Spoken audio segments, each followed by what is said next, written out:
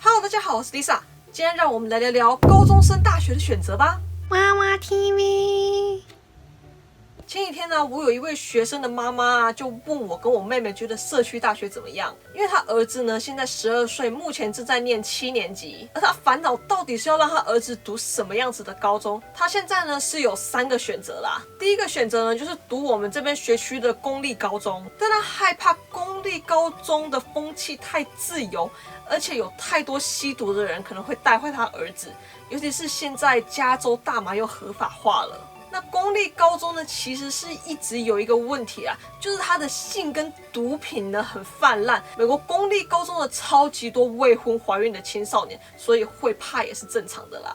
那他的第二个选择呢，就是读私立高中。那如果要读私立高中的话呢，那明年8年级呢就要开始准备申请学校了。不过私立学校的学费蛮贵的，而且也蛮竞争的，所以也还在思考当中啦。而最后一个选择呢，则是 homeschool。homeschool 呢，基本上就是不去学校上课，自己在家里教，或者是请老师在家里教啦。不过 homeschool 呢，有一个比较麻烦的，就是它比较没有什么高中成绩单或高中毕业证书的。所以如果是要读 homeschool 的话呢，你申请大学你就必须要自己准备很多资料跟报告，例如要自己做成绩单，要去考很多 AP， 不然很多大学可能不承认你的成绩。毕竟你没去上学嘛，他们怎么知道你的成绩是怎么来的？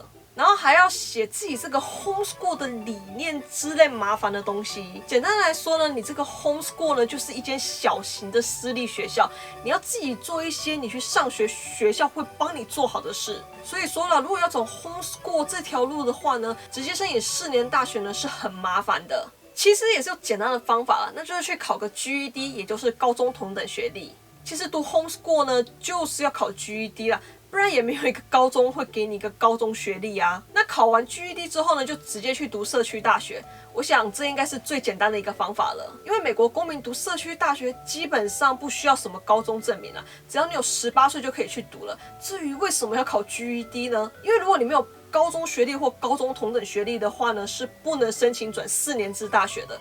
所以不管是高中学历还是 GED 呢，都是为了之后要转学做准备。其实最近呢，有越来越多美国公民的父母来问我，如果小孩没有高中毕业，可不可以先到美国来学习英文，然后再去读社区大学？我基本上都是跟他们说了，如果你要转学的话呢，最好是读完高中再来比较好。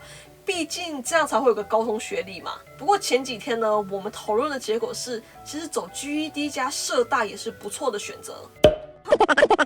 因为我妹跟我那位学生家长就有说，其实 GED 不难考啦，而且高中的时候呢，也不用这么拼那么辛苦。我那位学生家长呢就有说，现在我们这边很多华人的小孩都很可怜，家长呢都很疯狂。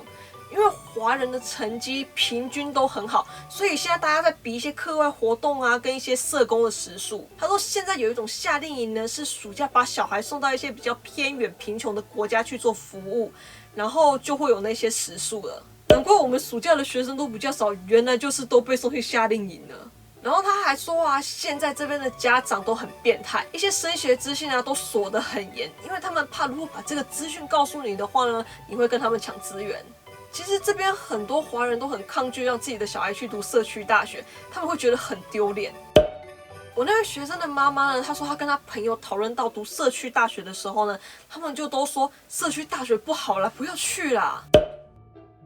我想原因可能是因为他们对社区大学的不了解，而且这边很多华人呢都追求名校，他们觉得如果我的小孩去读名校的话，我会很有面子。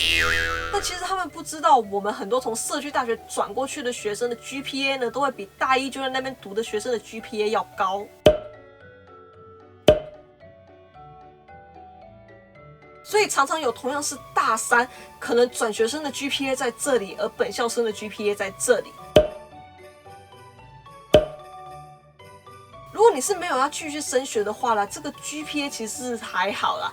但如果你是有要继续升学的话呢， GPA 是有影响的。好，那说了这么多呢，我有个问题想要问大家，如果今天你是这位妈妈的话呢，你会想要让你的小孩走哪条路呢？ A 公立学校， B 私立学校， C homeschool， D 其他请留言告诉我。那那今天影片就到这里，如果你喜欢或是觉得有帮助的话呢，不要忘记去帮我按赞加分享。还没订阅的朋友们呢，也不要忘记去帮我按个订阅，然后记得打开小铃铛哦。另外 Lisa 也有 Facebook 跟 Instagram，有兴趣的朋友们呢，也可以去帮我 follow 按赞一下哦。那我们就下次见啦，拜拜。